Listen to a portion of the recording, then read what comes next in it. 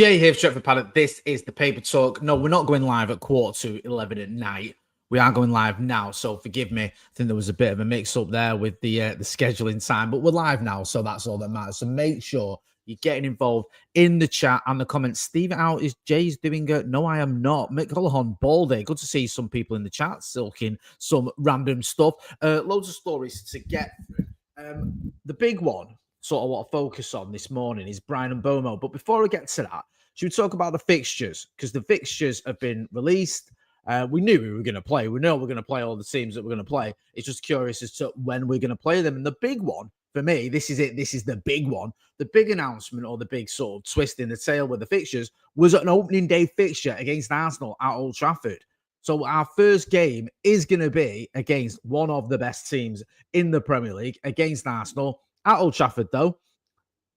A bit of a funny one, that, isn't it? Because if you just indulge me, I feel like Ruben Amorim needs to get off to a good start. I feel like after what's happened last season, we need to see a positive start to this season, or the coming season, because finishing 15th, losing the Europa League final, I don't need to go over it. You know how bad it was.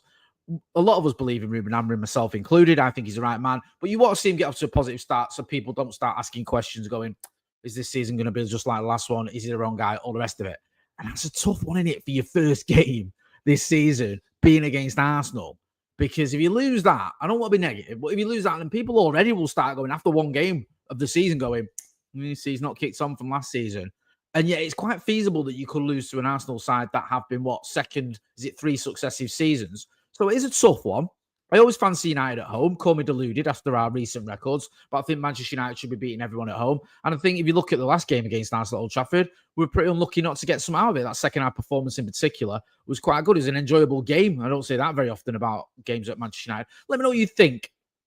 Yeah, Real recognises Real says, we did all right against them last season. Premier League really needs to open up their random fixture generator to scrutiny, says Joe Corcoran. Do you remember, was it David Moyes who alluded to the idea of sort of warmed up balls? Come on, it's early in the morning for that. You know what I'm on about. Look, I'm not going to lose any sleep about the fact we've got Arsenal on the opening day. Had it been something like a trip to Anfield or a trip to the Etihad or even a trip away at Arsenal, I might have been a bit like, really?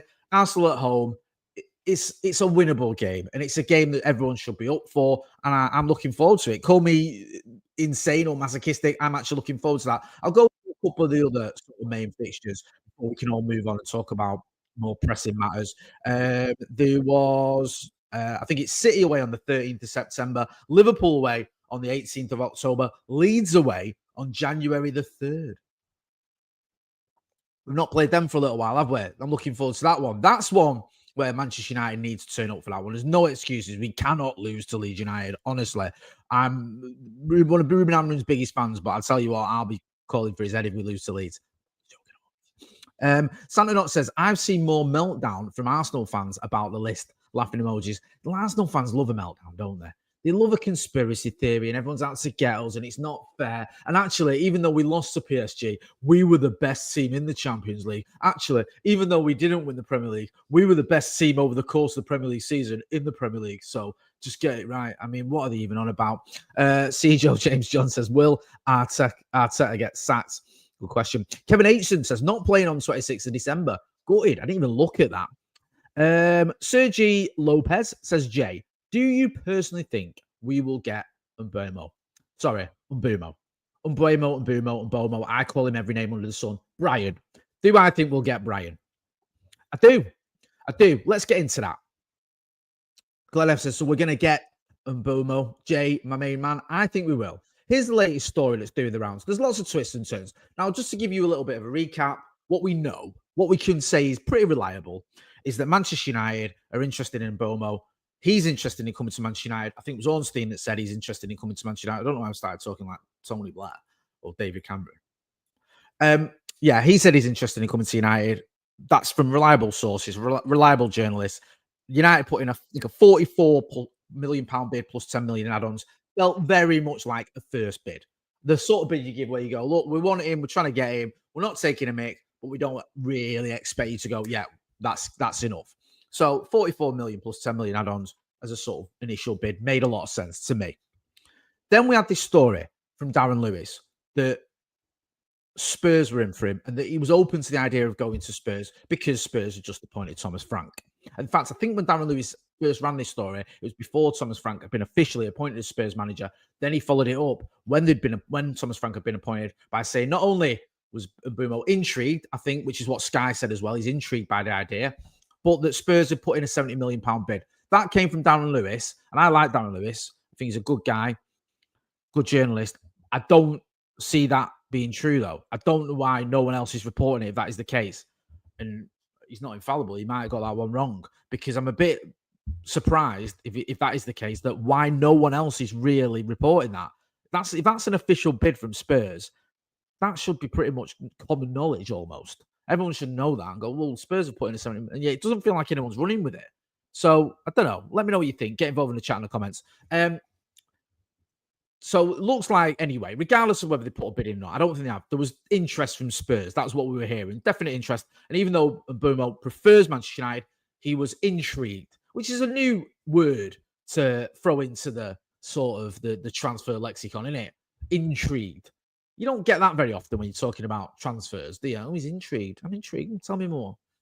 So Spurs, interesting. I'm intrigued. Yeah, that was the latest. However, there's a story here from the Manchester Evening News, and it says Bryan Mbeumo to Manchester United transfer latest as Tottenham hand £60 million green light. United transfer news as Bryan Mbeumo's move to Old Trafford takes a positive step amid interest from Spurs. And this is from a lad called Josh Holland in the MEN, and he said Manchester United have been given a free path to finally sign Bryan Mbeumo from Brentford this season. For this summer, following reports that Spurs have cooled their interest. United are pursuing a move for the 25-year-old after already landing Matheus Cunha. The Brazilian £62.5 million release clause at Wolves was triggered by United to make him the first signing of the summer. Mbeumo is understood to have been identified as a priority for Ruben Amorim to bolster the Portuguese's attack. The Brentford star scored 20 goals last season. We know all that. Now it seems... However, Thomas Frank's move to Spurs sparked some concern over the deal. Mbeumo is said to prefer a move to Old Trafford, although United have already failed with an opening bid. They say 45 million. Sorry, I thought it was 44. I might be getting that one wrong. 45 million plus 10 million add-ons. Now it seems that United have a vital green light to get the deal over the line. Journalist Rudy Galetti has claimed they have cooled their interest in Mbeumo and are likely to pursue a deal due to his preference to move to United. So it does still feel like United are in the driving seat there. And even the stories that were linking him with Spurs were saying that he still prefers a move to Manchester United. And I'd expect United to come in with a second bid. I don't see them going, well, that was our bid, that was it. Certainly there's going to be another one. And also, just with Spurs, this whole idea that they came up with a £70 million bid, it seemed flawed, that story, for a number of reasons. Also, Spurs, yes, they've got money. They've got Champions League money, which Manchester United haven't got. But will they go out and spend £60-odd million on Bryan Mbeumo? It was 25. I think he's got a year and another year on his deal. So he's got technically 2 years, but it's one of those where it's year and another option, for another year. I don't see it happening, really. I'd be very surprised. I mean, stranger things have happened. And then Spurs might come in and go, look, we've got Champions League. We need him. Thomas Frank knows him, wants him. Let's get it done. Mbeumo spoke to me earlier on this week. In fact, it was the end of last week. I had it in the news on Monday. And he didn't really give much away. He praised Thomas Frank. He said he develops him very well as a player, developed the team well, and he wished him well. Depending on what your point of view, you could look at it either way. You could say he's wishing him well because he's saying, good luck in your next adventure. He's saying he's wishing him well because he's going to be part of it. I didn't take too much of that interview. If you were to proper push me, I think it sounded like someone who isn't going to be playing for Thomas Frank anymore. That's what it sounded like to me. I love that. Someone, where's that? I am Lipo. He's got a year until he's got another year. He's 27, or was he 28 until he's 29? Don't you understand how fractions work? He's closer to 28 than he's 29. Or was it 27 or 28? You know what I'm on about. If you know, you know. Stephanie Griffey says, push for 200 live likes, please, people. Yes, please push that. Doc Rock says, hello, Jay. Tough loss on the emoji game. Yes, we had a little emoji game on the members section. Bit of extra content. Random stuff we do on the members bit. So get the opportunity, and you can do. Go and join the members section. Extra content on there. We appreciate your support. Ishek Roy Chowdhury says, is it a Mbeumo second bid about to strike? I wouldn't be surprised if we saw it this week, to be honest. We will keep you posted, as always. We are live later on tonight as well. So if that happens before tonight, we can discuss it there. I would expect a bid to come in anytime soon. There's going to be a second bid. I think United know they need to get the second bid right, because then if you don't get that one right, if that fails, then you're in a little bit of trouble, aren't you? Because like if you say United come in and they go right, yeah, 50 million plus 10 million add-ons, Brentford, sorry, go no. Do you come in with a third bid then, a fourth? How's it work? You need your second bid to be the one, ideally, that that Brentford go. Yeah, and I think we're going to end up around 52 million plus 10 million add-ons. I think it's going to be very similar to the Mateus Cunha deal, but I think a bit more of it is going to be made up in add-ons. That's my just hunch, opinion. I'm not got any stats or evidence to support it. It just feels like that would make sense. If Brentford, a lot of it's perception as well, and it we saw it with some of the deals we've done in the past, like Mason Mount. Chelsea will include the add-ons when they're reporting it. United won't when we're reporting it, because it sounds better for them to say they've got more money. It sounds better for us to say we've spent less money. So if United can say we've signed him for 52 million, people go, oh, that's decent for a player who's just scored 20 Premier League goals. If Brentford can say we've got over 60 million quid for a player who's in his mid-20s and has only got technically 1 year left on his deal with an option for another one, then everyone walks away happy. Biniak Lamsal says Osimhen and Mbeumo would be just best for the team. We need a midfielder. Yeah, all gone a little bit quiet on the midfielder front. Couple more stories I want to get into as well. Let me know what you think about Mbeumo. Do you think he's the right man? Do you want to see us get him? I feel like we've gotten into this territory now already in it with Mbeumo. Like, because it feels like it's going to happen, because we're so sort of the mind that, look, this is almost there. We've put a bid in. He wants to come. It's edging towards happening. I'd be fuming if we didn't get him. I've proper bought into this idea of him playing for Manchester United. I've always liked him anyway. I think he's been a good player. Always liked him. I liked him since he's been at Brentford smashing in goals. But I'm now to this mindset that he's almost a United player. So it feels like we'd be missing out if we didn't get him. I'd be gutted. Good to see people chatting to each other in the chat as well. Joe James John says, yeah, announcing today at my birthday.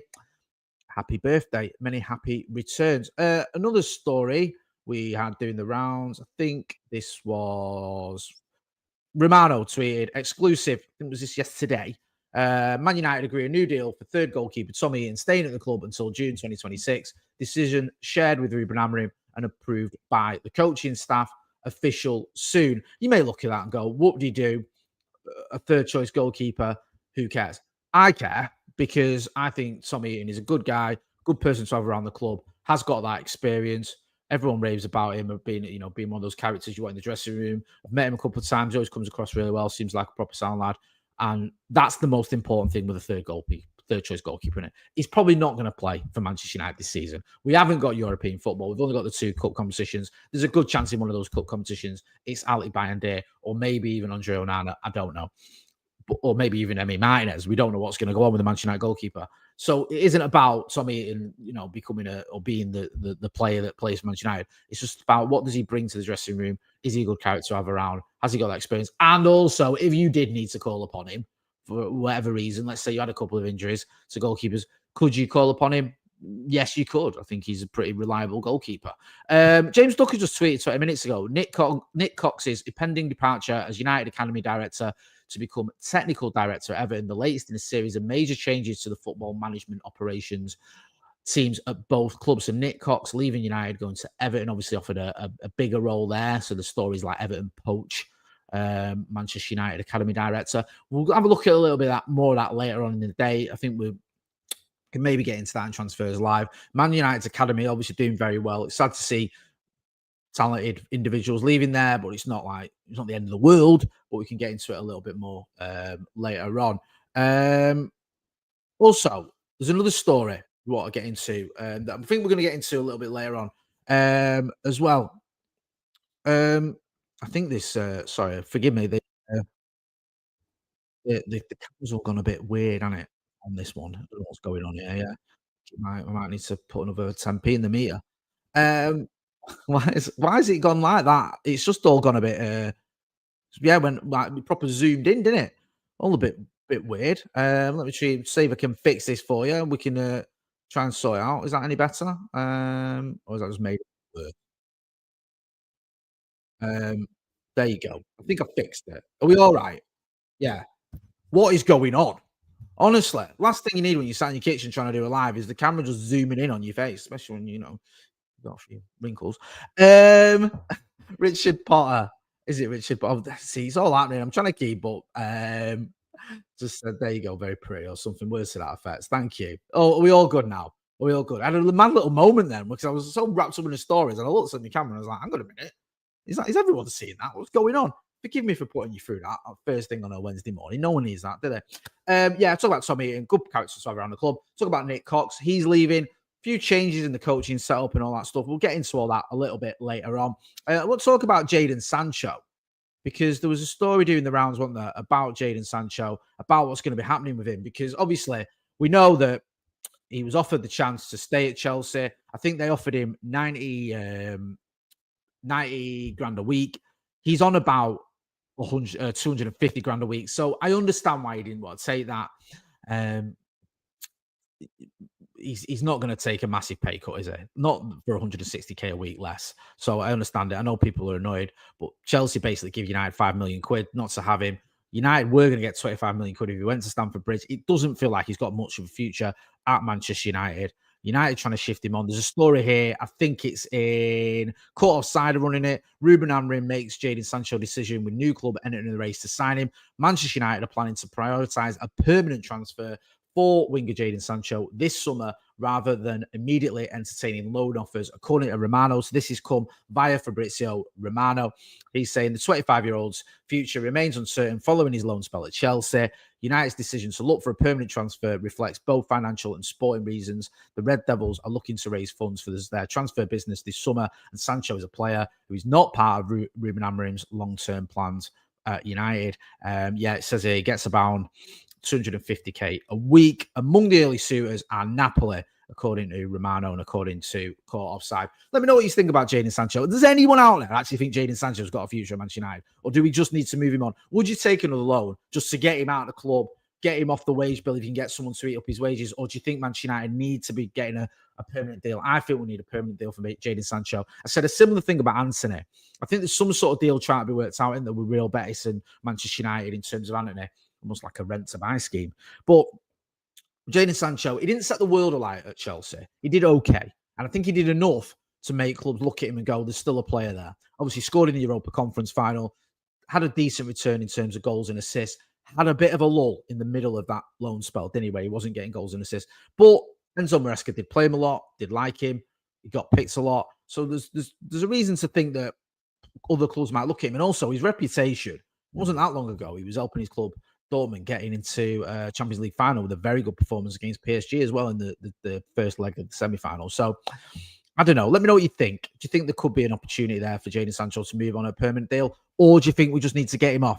Robert Donovan says, Jay, he's an English donkey. Get rid of him regardless. Same Rashford. That's one of the nicest comments or the nicer comments about Jadon Sancho. A lot of people laying into him. He's annoyed a lot of United fans, hasn't he? His performances weren't great. And then there's a whole freedom thing that he posted when Marcus Rashford did his post about playing for Aston Villa. That upset a lot of United fans. I don't feel like too many people want Jadon Sancho to stay. I can't really see anyone that wants Jadon Sancho to stay, to be honest with you. It feels like he's just, he's persona non grata. I don't think Ruben Amorim is going to want to keep him. We need to find a club for him, though. At Napoli, got Kevin De Bruyne in, didn't they, recently? Obviously, they had a lot of success with Scott McTominay. They absolutely love. Maybe they look at Jadon Sancho and say he might struggle in the Premier League, or he might not be quite as good in the Premier League as people hoped, but could he come and do a job in Serie A? I think he could do a job at Napoli. Who's Napoli? Napoli. Just depends whether his head's in it, whether he wants to go there. We don't know with Jadon Sancho. He seems like a complex character, shall we say. A couple of other stories doing the rounds I want to get into. Should we see if there's any updates? Hugo Ekitike. This one has been going on for a little while on it. We'll say a little while, the past week. There was talk of him coming to Manchester United. There was talk of him wanting to come to Manchester United. Apparently, there's still interest from Liverpool. Liverpool are apparently going to make a decision. They've obviously brought in Florian Wirtz, but they could still go for Hugo Ekitike. The numbers being touted for Ekitike were around 100 million. I think the Express and one or two other papers had that as well. 80, maybe 100 million euros, 83 million quid or whatever it is. A lot of money to spend on a player that not unproven, but he's certainly not Premier League proven. and I still think he's a little bit of a gamble. I'm not over on this one. I think if the price was better, I get it. I think one of the attractive parts of this deal was there was talk that maybe Manchester United could pay that 80 million over 4 years, or 20 million a year for 4 years. That made it a little bit more of an attractive proposition because you think, okay, if it's only coming out of 20 millions out of this year's budget, then maybe that makes it work. But we shouldn't be buying players just because we can stretch out the payment plan, especially if you're going to take a massive punt on someone like that. 80 odd million quid. Real recognised real. I don't want a TK stat support and we need a proven goal scorer. Ryan Brewer says release Sancho. Good. Gary Gill says Sancho plays well in Germany. Swap for Ekitike. Um, yeah, I mean, if you could just do that, if you just go, look, do you want Jadon Sancho? We'll have Ekitike. I mean, maybe Frankfurt go for that. I'm not too sure they would. I don't think Jadon Sancho go. I don't know if the wages will work out as well. It does seem like it's fraught with a few issues there. What's happening with Victor Gyökeres? Should we have a look? The Victor Gyökeres story, as it will. It's all gone a little bit quiet there. I feel like Victor Gyökeres is Ronnie mentioned this on the Paddock podcast. I feel like he's maybe overestimated the desire from clubs to sign him. I think he expected quite a few suitors, and I don't think it's happened. Now, the latest story I can see is from the Standard. Arsenal agreed terms with Sesko. A new twist in Arsenal's extended striker search has emerged amid reports the Gunners have agreed personal terms with Benjamin Sesko. That would close the door immediately on Victor Gyökeres going to the Emirates. If Arsenal have agreed terms with Sesko, they ain't going to buy Victor Gyökeres. That is that. Now, we'll have to wait and see if this story stands up. I've only just seen it 23 minutes ago. It's come up on the Evening Standard. It very well could be true. It might be nonsense. We'll find out. But if that is true, Victor Gyökeres ain't going to Arsenal. There was going to Juve. Looks like that'd be a good move, to be honest with him, especially if they're going to pay the 11 million a year wages that he wants. I think he'd go there. Chance for honours. One of the biggest clubs in the world as well. Could work. United. You know, I was saying this the other day on the Paddock podcast, and get involved in the chat and the comments. Let me know what you guys think. I wouldn't be surprised if United didn't get that. Wouldn't shock me because I think if we get Mbeumo, we've got Cunha. If Rasmus Højlund doesn't end up leaving, Joshua Zirkzee's there as well. The manager might look at it and go, look, I can play Mbeumo, Zirkzee, and Cunha as my front three, or I could play Mbeumo, Ahmad, Cunha. I could play Rasmus Højlund for some games. I could play Zirkzee for some games. Like, I could even give Cheedo's my mate, Cheedo more minutes. They might not, Man United might not end up signing a striker. Let me know what you think. Do you think we're definitely going to sign a striker? And if we are, who's it going to be? Because the links were quite strong with Liam Delap. But as soon as he went to Chelsea, it didn't feel like there was too much else going on. Some people mentioned Jonathan David. I get it. On a free, scores loads of goals. It makes sense. But it doesn't seem like there's many news reports on that front. Others mentioning, obviously, Hugo Ekitike, who we've just spoken about. Victor Gyökeres, who we've just spoken about. But again, some rumours, some reports, some links. Nothing too major, though. We'll have to wait and see. Sam Turner says, I've been saying this too, Jay. I'd rather us stick with what we've got rather than spend more money on someone we need to replace. Also, the sort that Manchester United want a midfielder, want a number 8. Essentially as well, a wing back. There's lots of isn't, but even a goalkeeper, according to some reports, though. How many signings can we make? I mean, let me know what you think. Let me know what you think. Fab George, going back to Mbeumo, says 60 million is a bit too much from Mbeumo, considering his penalty goals and XG over performance. Gary Hogan says Xerxes is a decent player, to be honest. Matt Underwood says, honestly, I know he thinks of United as his second choice, but I do want Gyökeres, and I want him to work for the fans, their support. Hopefully that motivates him to play harder and better. Good comment on that. Some guy called Ben says, really hate that Kovar didn't work out. He showed so much potential, and now we have Onana. Glenn F says, I don't see us getting a forward in this season. I wouldn't be surprised. Ivor Lee says, we are Man United. We will end up with Danny Welbeck. Ha, ha, ha. I don't know why you're laughing. Well, I would be laughing at that. I've been laughing with joy. That'd be great. There was an interesting interview, wasn't there, in United We Stand with Omar Barada, the Manchester United CEO, Andy Mitten from United We Stand.